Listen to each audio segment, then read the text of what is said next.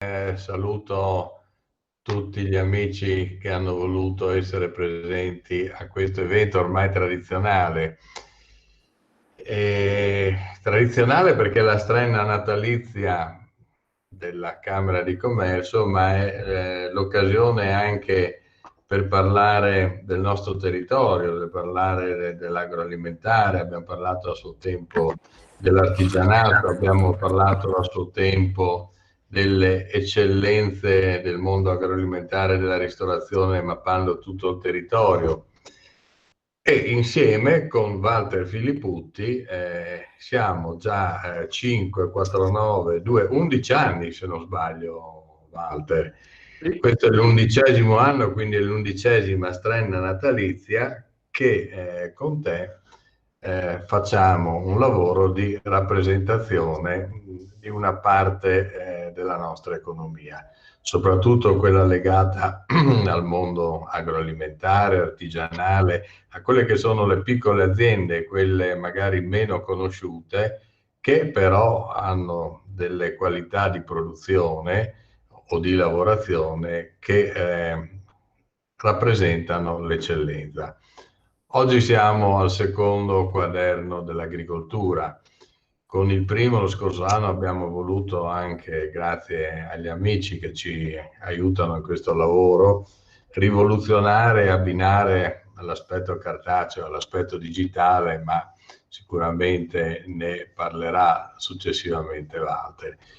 E in questo secondo quaderno ci sono delle storie, dei momenti molto interessanti, ma l'aspetto più positivo è che usciamo dal concetto stretto di parlare solo di agricoltura o come nel passato solo di artigianato, ma parliamo di filiere, perché non possiamo non rappresentare il mondo dell'agricoltura se non lo coniughiamo, no, Walter, col mondo del turismo, col mondo dell'ospitalità, col mondo della cultura. Noi come Camera di Commercio insistiamo molto su questo aspetto, facciamo parte della rete di Mirabilia che valorizza quelli che sono i siti UNESCO minori.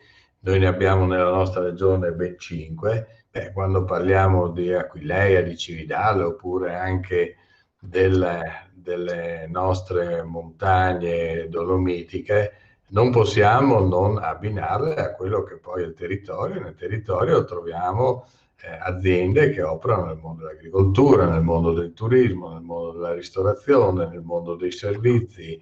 E quindi questa è un po' la caratteristica del nostro territorio che Walter cerca di raccontare, già, ripeto, da 11 anni, e, in un modo come Walter sa fare, unendo un po' quello che è il pragmatismo del territorio, ma al suo scrivere poetico. Quindi noi per l'11ª, vedo l'autoressa Piluti che sta piangendo, no, ti stavi solo La poesia. con gli occhiali. No, di là, visto che siamo anche in 33 collegati, ma siamo 33 amici, che poi è bello anche questo numero, 33 è un numero magico, quindi speriamo che ci porti bene Lucia per il prossimo anno. Vabbè che non ci vuole molto per superare il 2020 in termini di positività. Ma Walter, oltre ad essere un amico, oltre ad essere un grande esperto di enogastronomia, oltre ad essere vicepresidente di Confcommercio della provincia di Udine, è una persona che ha una grande sensibilità su questi temi. Quindi io ti ringrazio, sperando di aver fatto per l'11° anno strike attraverso il tuo libro, ma rappresentando una parte della nostra economia in un modo un po' diverso, raccontando tante storie, ma sicuramente tu adesso ci descriverai un po' la filosofia di questo secondo libro. So che l'assessore Daniel si collegherà appena riesce a liberarsi da un impegno, ma dovrebbe comunque essere presente per la chiusura. Ringrazio Francesco Busso che nella continuità chiaramente di questo percorso che ci ha visto in tanti anni adesso con te, prima con tuo padre, collaborare all'interno dei nostri quaderni. Walter, a te la parola. Grazie, buonasera a tutti, grazie di essere presenti. Ma diciamo che il lavoro che stiamo facendo si ispira a una sorta di positività, nel senso che cerchiamo di andare a far parlare gli imprenditori che ce l'hanno fatta. Il problema, Presidente, in tutti questi anni, quello di fondo, resta sempre quello che la fatica che facciamo a lavorare insieme, a fare sistema, a creare filiere, e soprattutto in un mondo economico costituito da piccole e medie imprese questo è un problema non da poco. Però ci sono imprenditori che hanno capito e che dimostrano che si può fare. Anche in questo libro abbiamo parlato con tantissimi imprenditori, ricordiamo, ma lo dirà poi Francesco e Alessandro Viale, che sono i miei due tutor per quanto riguarda la costruzione del libro. Nel sito ci sono tante interviste anche di giovani imprenditori che dicono la loro, anche in maniera molto dura tante volte, per trovare la strada migliore per venirne fuori. Il Covid è arrivato in mezzo, il Covid non c'entra, non è entrato nel libro se non così appena appena, però i problemi eventualmente si sono accentuati, ma non è che sono spariti questi problemi.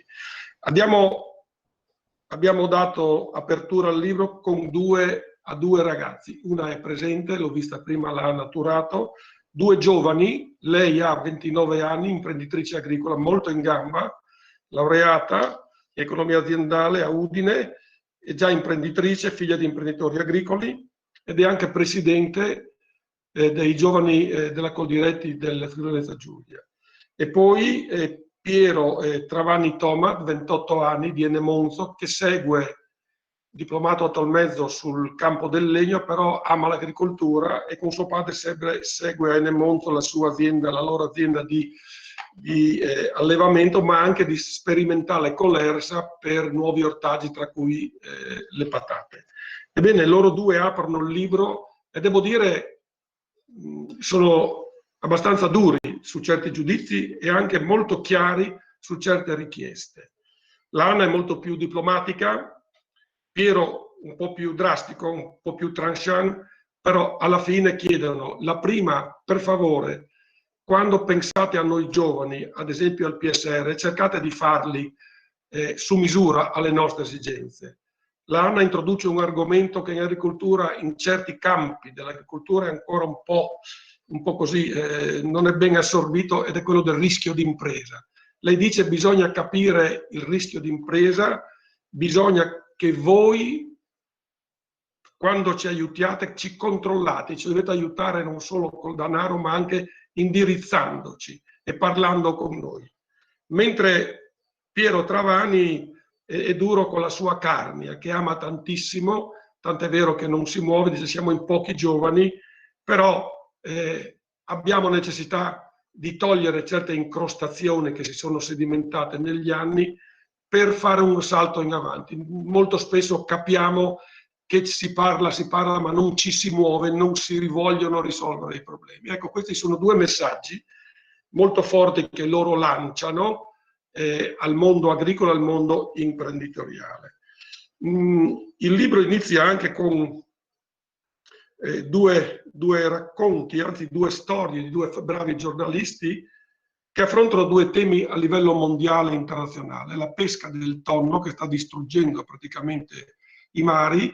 L'ultima notizia l'abbiamo messa dentro in chiusura per quanto riguarda la flotta cinese che sta circondando le Galapagos e stanno facendo piazza pulita di uno dei più grandi paradisi di mantenimento dei pesci. E poi c'è il racconto della carne falsa, o della carne, come volete chiamarla, che non è carne, contrabbandata come carne salutare, perché è salutistica, però in effetti se voi andate a leggere e si vede con come è prodotta, Dio ce ne scampi e liberi. Allora la domanda che viene spontanea è: ma noi come regione piccola quali siamo, cosa dobbiamo fare? E a questo ci risponde, e quindi è una risposta di straordinario valore, il professor Francesco Marangon, tra cui abbiamo anche intervistato il professor Ceccon, il professor Miceli della nostra Università di Udine. Francesco si inventa l'agricoltura SNAIT. SNAIT in Furlanga vuol dire così, che va avanti, veloce, che capisce. Allora, lui dice: il Friuli Venezia Giulia deve diventare laboratorio sostenibile perché abbiamo una dimensione gestibile. Deve essere multifunzionale, ossia in grado di catturare il valore anche di quanto non transita direttamente per il mercato. Con le nostre ricerche abbiamo dimostrato che si può misurare, ad esempio, il valore del paesaggio. Sappiamo quanto vale, visto che esso si inserisce non solo nell'economia della bellezza e quindi del benessere sociale, ma anche nel turismo, oltre che nell'agricoltura vera e propria. Gli agricoltori possono esserne i veri e a volte unici custodi. Quindi gli imprenditori che abbiamo intervistato sono tutti su questa linea, hanno sposato questa filosofia. Certamente ci sono dei comparti che soffrono, come quello del seminativo, come quello dell'allevamento. Ce ne sono altri invece che hanno intuito certi aspetti, soprattutto quello della trasformazione, che poi è stata la fortuna del vino, tenere in mano il mercato, nelle proprie mani il mercato, e l'acquacoltura. So che qui c'è anche Mauro Pighin di Friultrota, che è stata l'azienda leader che ha aperto la strada. Siamo leader, tra i leader in Italia, e per quanto riguarda la qualità siamo leader europei a pari della Danimarca. E tutto perché abbiamo saputo sfruttare le nostre peculiarità naturali, le risorgive, per creare un prodotto di altissima qualità. Questa è la strada. Questa è la strada che ha imboccato il vino, che deve imboccare anche il formaggio. Ho visto prima Renato Romanzin, che soffre anch'esso, però all'interno, tra lui, Renato Romanzin, e Dario Roiatti, che è il direttore della latteria di Cividale, stanno spingendo per un ammodernamento anche mentale da parte di chi ti produce, segmentando per esempio, è vero Renato, il discorso dei formaggi, un po' anche qui sul modello del vino. Abbiamo i formaggi di pianura, i formaggi dei prati stabili della Carnia, i formaggi delle colline, i formaggi di montagna, i formaggi di malga. Potremmo costruire una piramide del marketing per andare sul mercato con prezzi differenziati, ma certamente vantaggiosi.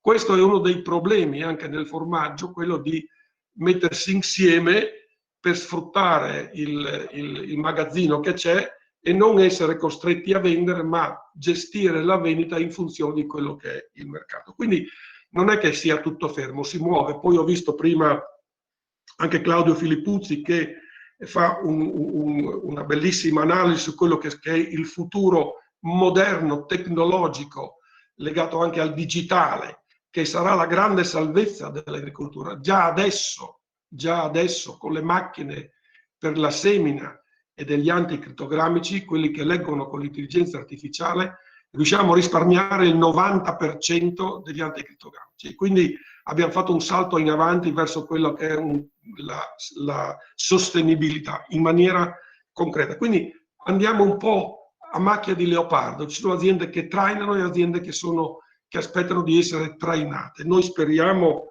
che quelle che trainino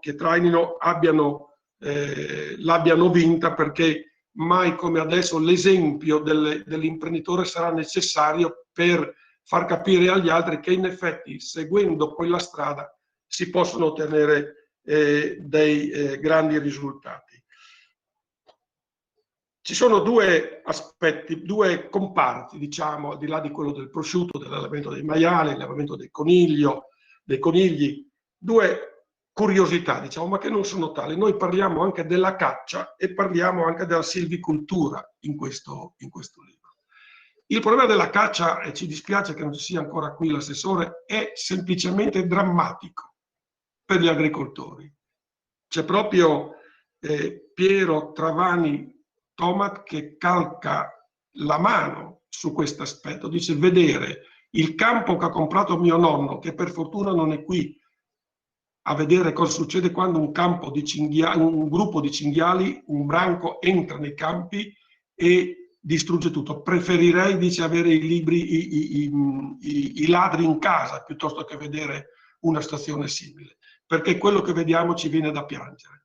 Per cui la gestione della caccia, che in altri stati come l'Austria, come la Scozia, come la Germania, che sono sotto il profilo della salvaguardia del benessere del verde più avanti di noi, hanno fatto dei regolamenti dove la caccia viene gestita, gli animali vengono gestiti e non creano danni. Addirittura in Austria, nelle loro riserve, hanno dei centri dove quando si uccidono le bestie si portano nei frigoriferi, arriva subito il veterinario, viene tutto controllato e questa carne viene venduta, come anche in Germania. I comuni possono vendere carne ai ristoratori che seguono le trafile igieniche, per cui queste carni sono le migliori in assoluto perché sono sane, e noi sapete cosa facciamo? Dobbiamo bruciarle nei forni crematori per non poterle dare. Quindi ci sono delle incongruenze enormi. Su questo argomento c'è un signore che ho avuto il piacere di sentire, di conoscere attraverso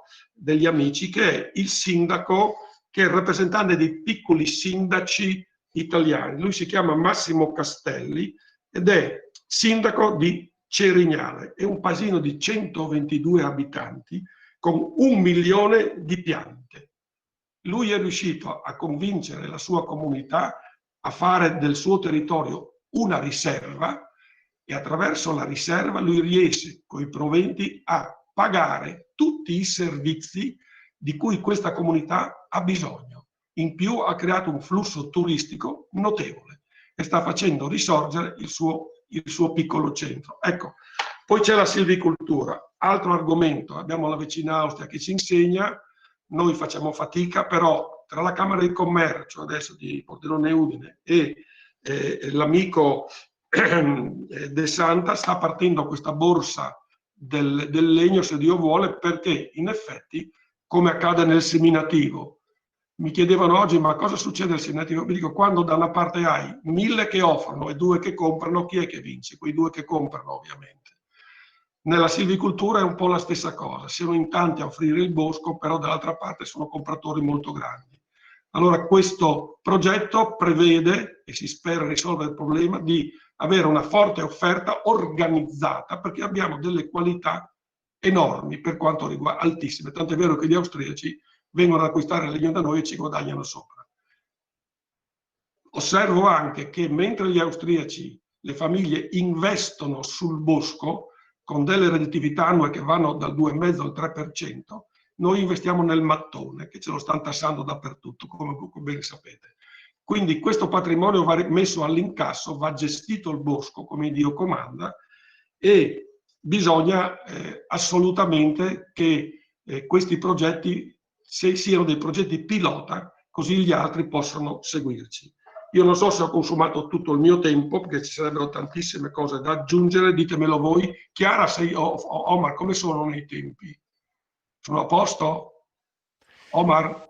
Eccoci, sì, direi che anche perché hai già fatto l'excursus di tutto il fil rouge che regge, che corre lungo il libro, per cui c'è anche la parte digitale, no? Adesso io lascerei la parte digitale, che contiene tra l'altro a Francesco Busso, perché Enos Costantini ci ha dato un testo sulla storia delle latterie del Friuli Venezia Giulia degli anni 60 a oggi. Vale la pena leggerlo. È un po' lungo, ma l'abbiamo lasciato tutto perché veramente è un testo stupendo. Allora, Francesco e Alessandro, il modello del libro, dell'altra parte del libro, che è altrettanto impegnativa, perché ci sono anche gli approfondimenti, non dimentichiamo dentro, oltre che le interviste e anche le clip che ci spiegherete voi cosa sono. Buonasera a tutti. Intanto adesso Alessandro Viale, mio collega e socio di Tundra, condividerà lo schermo anche per farvi vedere la copertina di questo libro, perché forse per la prima volta non ci sarà la modalità di poterlo vedere durante il bellissimo aperitivo post presentazione. Quest'anno va così. Voglio raccontarvi il perché dell'esistenza di questo libro e come è nato l'idea di formato e di collana, un ragionamento che avevamo condiviso un po' di anni fa insieme a Walter Filipputti. È stata una provocazione del Presidente, una provocazione... Esatto, ma il formato del libro originale era nato perché esistevano nell'Ottocento collane di libri scientifici che davano la visione globale di dove si era arrivati in determinati campi. Erano quaderni scientifici. E qui la necessità di mettere un punto proprio su dove si era arrivati in agricoltura e in Friuli, perché è un dibattito chiaramente fondamentale, è un dibattito aperto in cui tutti quanti siete coinvolti. Serve sempre uno sguardo esterno per fare il punto e per dire dove si è arrivati e per far sì che questi ragionamenti regionali vengano fuori come lo specchio di ragionamenti che sono sovranazionali, che sono chiaramente globali. E questo era un ragionamento da cui si era partiti e cui si giunge la parte fondamentale, e qui arriva il presidente da Pozzo che ci ha spronati, ok, un quaderno, ma questi quaderni erano fatti nell'Ottocento, cosa vuol dire fare un quaderno oggi di agricoltura e come si può implementare un discorso di libro oggi? Ed è lì che siamo partiti con il progetto invece di avere un quaderno aperto, un quaderno che si può sfogliare in maniera cartacea e che ha tutto un apparato di contenuti invece da fruire in maniera digitale. Poi quest'anno chiaramente il digitale ha spalancato le porte alla conoscenza da un lato e è entrato molto di più in tutte le nostre case. Cos'è Quaderni di Agricoltura? È una serie di riflessioni scientifiche che vengono accompagnate da contenuti di interviste, riflessioni e video che vengono fruiti sul digitale. Questa è la copertina del libro di quest'anno che prima o poi arriverà nelle vostre case e vi passiamo invece a farvi vedere in maniera sintetica quello che è l'apparato digitale. Passo la parola a Alessandro Viale che si è occupato della parte digitale di questo progetto. Allora vi faccio scorrere rapidamente il sito che potete trovare al link www.quadernidiagricoltura.it e credo posso poi condividere anche direttamente nella chat qua del Meet l'URL in modo che poi cliccandoci ci finite sopra senza doverlo cercare. Allora, questo il progetto ricalca quello dell'anno scorso, ovviamente, cioè quindi dal punto di vista di strumenti. Riuscite a farci vedere una clip? Io non sento più niente. Stiamo usando il mio microfono, forse per il tecnico lo sto dicendo. Fate vedere una clip, Francesco. Sì, adesso vi facciamo vedere una clip. Questa è la struttura dell'ipertesto. Vedrete appunto la struttura che riporta quella dell'anno scorso, con rimando al libro, una sezione dedicata alle videointerviste. Sono 5 videointerviste che abbiamo fatto sul territorio quest'autunno, al professor Marangon, a Claudio Filippuzzi, Anna Turato, Dario Roiatti e Mauro Pichin. Possiamo guardarne una e vedere... Sì, cliccando si apre la pagina dell'intervista. L'intervista poi si può raggiungere anche attraverso il canale YouTube di Quaderni di Agricoltura, in cui ogni intervistato racconta quello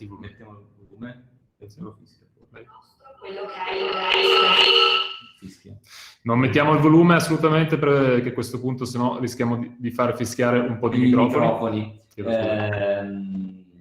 Comunque sono dei punti di vista decisamente interessanti, personali da un certo punto di vista, e invece decisamente globali su quelle che poi sono i temi toccati.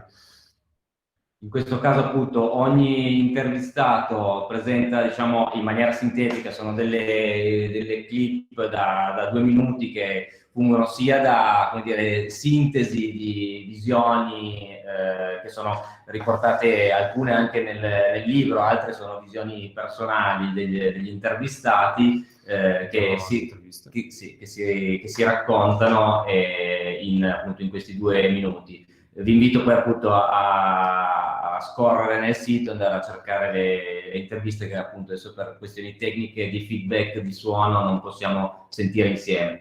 La sezione degli approfondimenti, di nuovo sono 4 approfondimenti, cliccandoci sopra nella parte leggi rimanda a quello che è appunto il testo. Sono delle parti su cui Walter ha già raccontato, ma diciamo che sono è un modo appunto di espandere il libro, cioè il libro ha dei limiti fisici che sono le pagine, qui non ce l'abbiamo, per cui abbiamo utilizzato questo spazio virtuale semi-limitato per dare ancora come dire, un'utilità in più per chi vuole approfondire l'argomento. Scendendo ancora giù nell'ultima sezione ci sono le testimonianze, che quest'anno sono state 17 ulteriori interviste oltre a quelle presenti nel libro, in cui si può di nuovo con il tasto Esplora entrare dentro e trovare tutti gli intervistati qui rappresentati. All'interno del sito abbiamo allestito dei filtri, in modo anche poi a seconda di chi uno vuole andare a leggere l'intervista, ci sono dei filtri semplicemente alfabetico, per cui cliccando sulla lettera compaiono gli intervistati che si vuole, la provincia, per cui Pordenone Udine, dove si trovano le aziende, e il comparto di riferimento dell'intervistato. Tutto questo ovviamente è il sito di quest'anno, e ovviamente non andiamo a perdere quello che è stato tutto il lavoro svolto l'anno precedente, per cui nel menu del sito c'è un tasto che è edizione 2019. Cliccando sull'edizione 2019 si va a tirare fuori quello che è stato tutto il lavoro e il discorso fatto l'anno scorso, quindi sulla viticoltura, il mercato enologico in Friuli Venezia Giulia.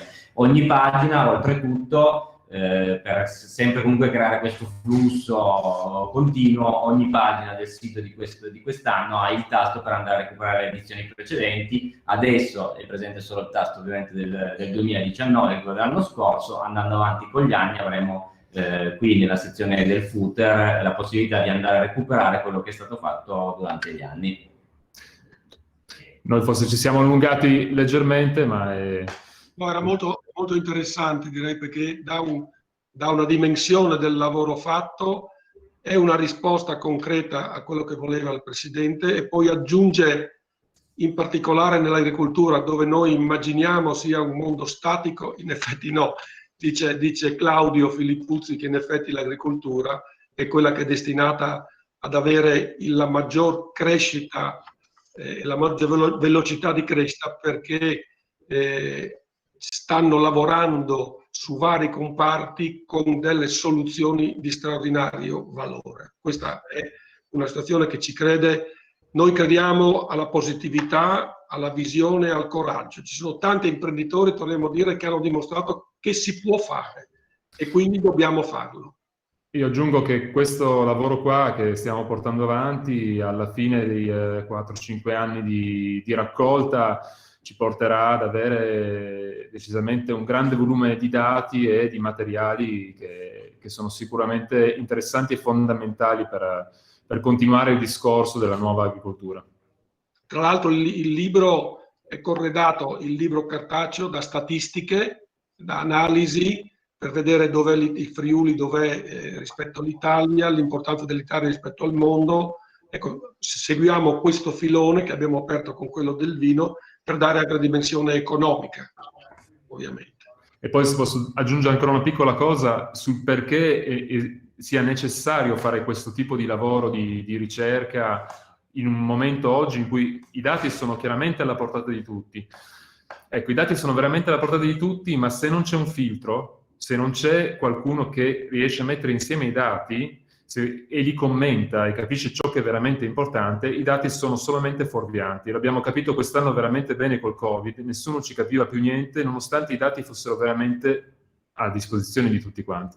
E sull'agricoltura è così, è la stessa maniera, cioè nel senso bisogna capire quando una statistica è importante, quando una determinata notizia vada commentata, per quanto sia vera nella sua base scientifica, e quanto sia importante all'interno di un processo globale e regionale. E qui il tutti è fatto suo, diciamo. Infatti, quando affrontiamo l'argomento del seminativo, quando andiamo a vedere le statistiche, anni 80, adesso 100.000 ettari, magari Claudio mi corregge, ma siamo lì, coltivati a mais, che veniva definito l'oro del Friuli. Oggi siamo a 50.000 ettari. Nel frattempo, in questi anni, in questi 30 anni, nel percorso abbiamo dimenticato un passaggio, quello della trasformazione. Quindi siamo soggetti alla forza di chi compra, che come dicevo prima, che sono in pochi e in tanti ad offrire. Abbiamo fatto gli essiccatoi, dovevamo fare la trasformazione, andava tanto bene tutto, vuol dire che non l'abbiamo fatta. Adesso stiamo pagando le conseguenze. Ci sono persone che stanno correndo ai ripari, però chiaramente il processo è lento. Ma ecco, le statistiche analizzate in questa maniera ci danno una visione precisa del momento in cui noi siamo e quello che dobbiamo anche fare. Bene, grazie Walter. Non so se riusciremo ad avere l'assessore in collegamento. Ciao Ilia, ti vedo pensieroso Ilia. Se qualche amico ha piacere di intervenire, di fare C'è Claudio. domande a Walter. C'è anche il professor Sicconi, mi pare. Claudio.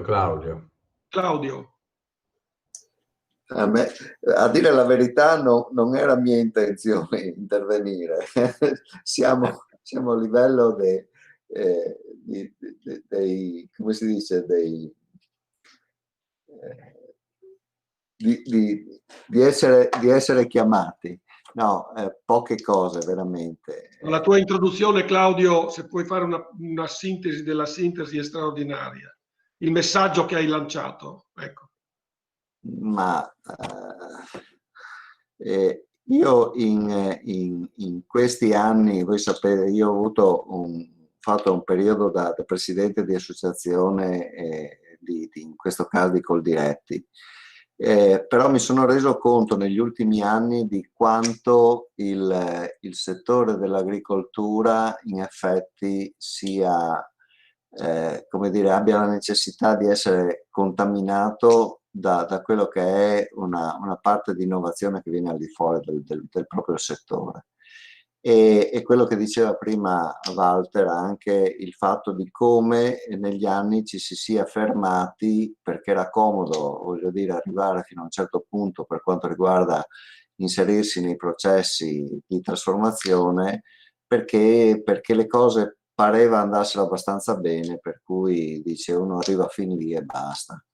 È successo per quanto riguarda i seminativi, in cui ci siamo limitati negli anni ad arrivare fino all'essiccatore, no? E quindi fare i centri di essiccazione, non ci siamo occupati di quello che veniva dopo, e oggi diciamo l'agricoltura è chiamata a superare tutto questo.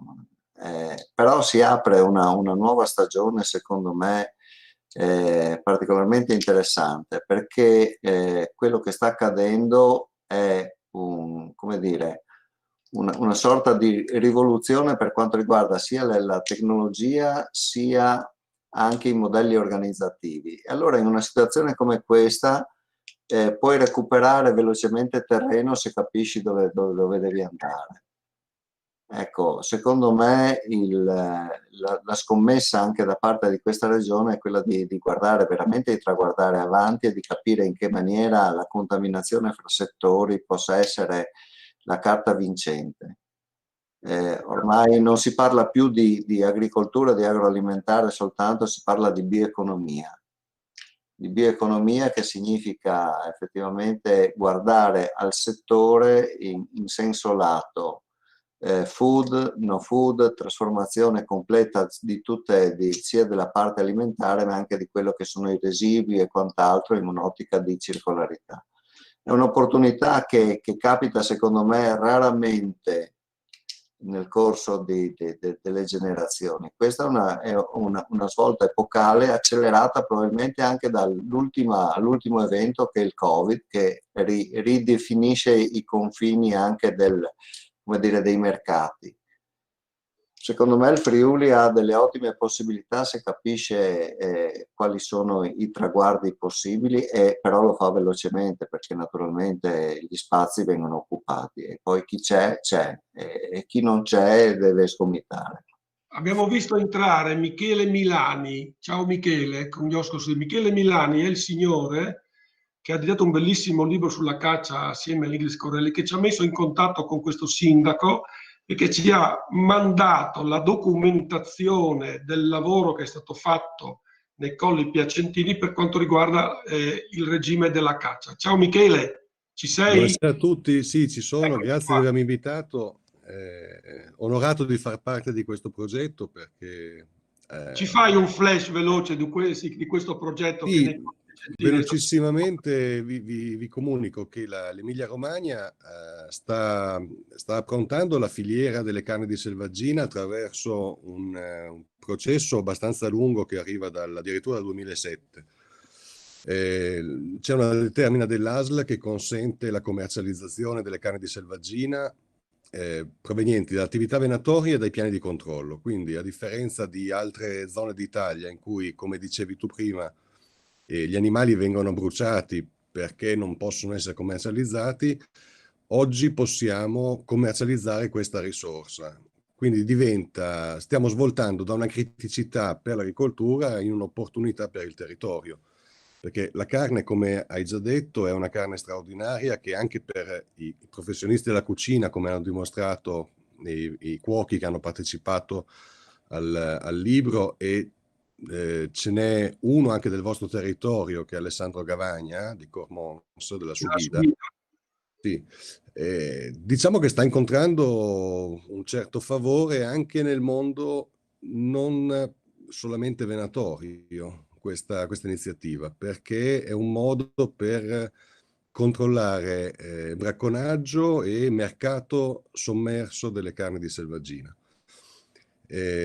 Questa cosa ovviamente dà possibilità al mondo della grande ristorazione, ma anche del privato che magari non va a caccia, di trovare sul mercato regolarmente e controllata della carne straordinaria, che non necessariamente va consumata solo in sughi di lunghe cotture, di vecchie ricette tradizionali, perché abbiamo scoperto con le analisi dell'ASL di Bologna che ha delle caratteristiche nutrizionali straordinarie se poco cotta addirittura, quindi cercando di utilizzarla nel modo migliore. E questa cosa pian pianino sta cominciando a funzionare. Uscirà l'anno prossimo il marchio della selvaggina dell'Emilia Romagna.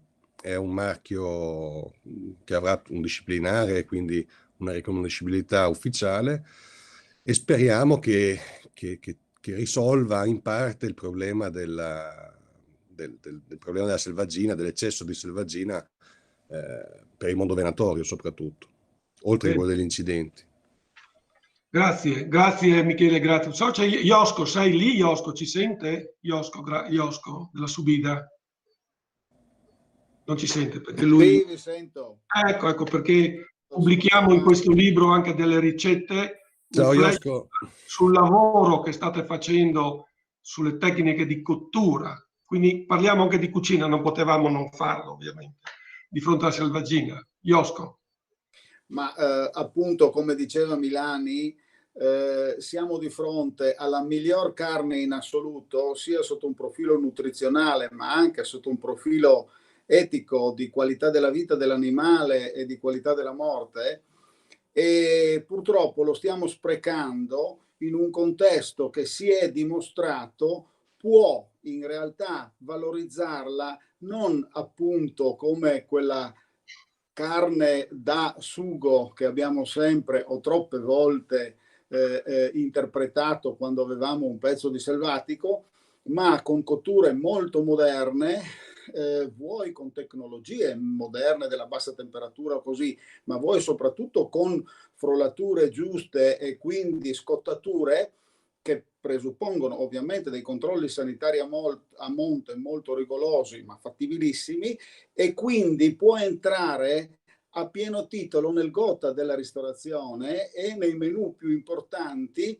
e vi posso garantire che si supera senza problema quelle reticenze nei confronti così della caccia, proprio perché si va a soddisfare, si va a interpretare le esigenze della nuova generazione, che ha bisogno di mangiare cose di qualità, ma nello stesso tempo di mangiare molto sano ma molto leggero, di stare molto attenti ai grassi e a queste cose, dove la selvaggina la fa da padrona. Quindi è una grande opportunità da mettere all'incasso. Grazie Iosco. Ho visto prima comparire il nome di Mauro Pighin. Mauro Pighin la sua azienda è Antesignana. Mauro, ci sei? Ci ascolti?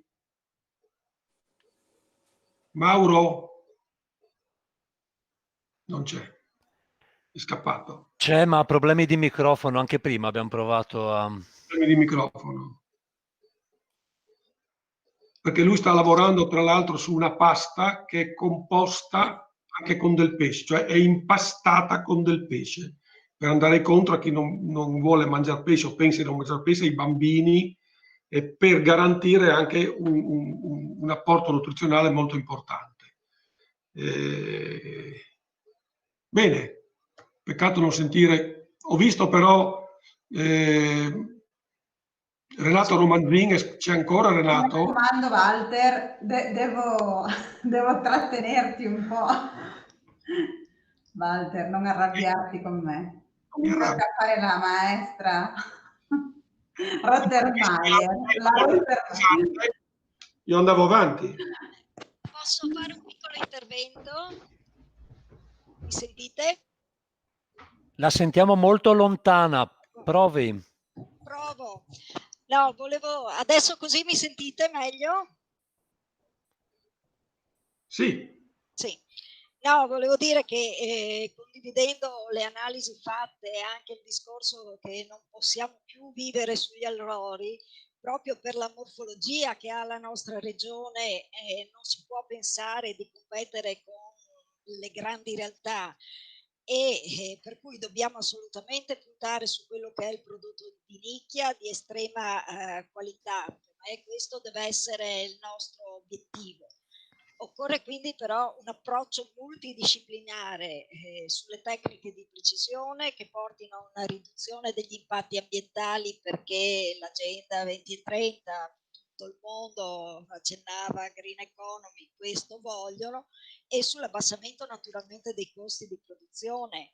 Poi il discorso della commercializzazione resta sempre problematico per le imprese, piccole e medie imprese del settore agricolo, per cui anche qui nelle zone rurali dove il mercato è sicuramente debole, dove la popolazione è in riduzione, oltre al discorso di produzione azienda-consumatore, bisognerà sicuramente puntare molto sul canale della grande distribuzione, per cui sicuramente dovremo fare impresa comune anche con, naturalmente io rappresento un ordine con i professionisti che sono a disposizione anche per discutere e fare un sistema a regione che porti assolutamente avanti la nostra agricoltura e anche il discorso forestale.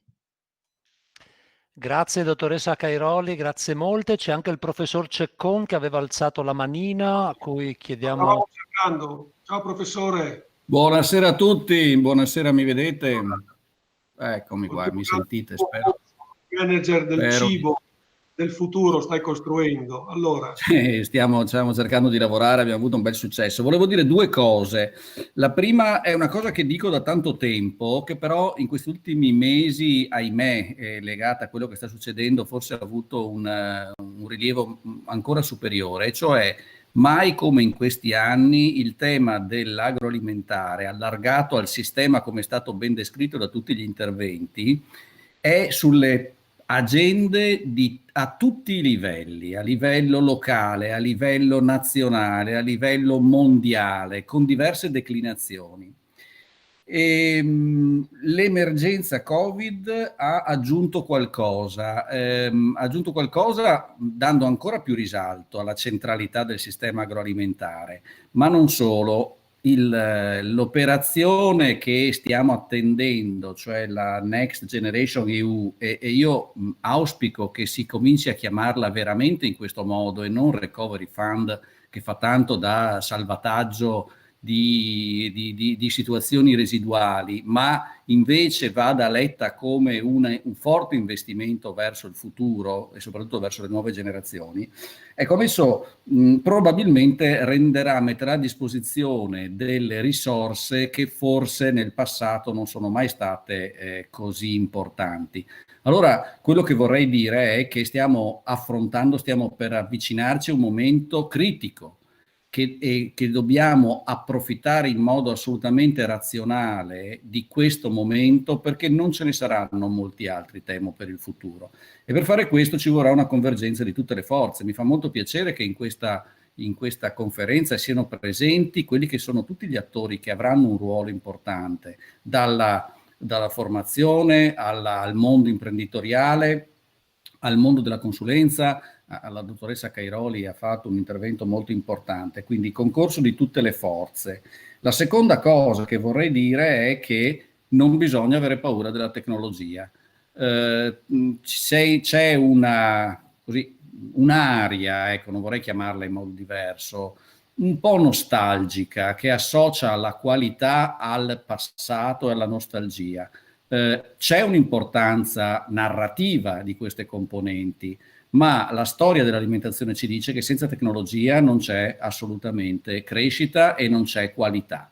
Quindi tecnologia non è in contraddizione con la qualità, ma rafforza il concetto di qualità.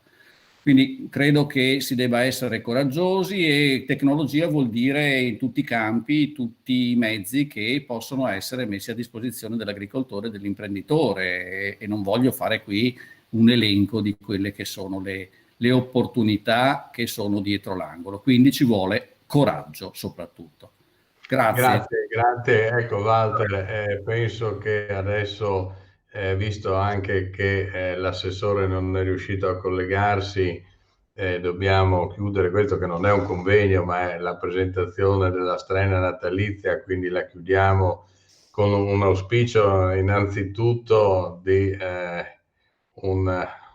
se lo possiamo dire, di un buon Natale e di un anno che speriamo che sia diverso da quello del passato, perché abbiamo tutti bisogno di trovare una dimensione che ci riporti ad un rapporto relazionale, che ci rapporti ad un rapporto con il vivere quotidiano delle nostre imprese, dei nostri collaboratori e quant'altro. E io voglio ringraziarti ancora, questa strena natalizia, la 11ª, abbiamo detto che ci vede collaborare come Camera di Commercio con te e con gli amici, Francesco e quant'altri. Chiaramente poi sarà anche in edicola, giusto Francesco, oltre che sarà il nostro omaggio a tanti amici e indubbiamente a tutti quelli che oggi hanno presenziato.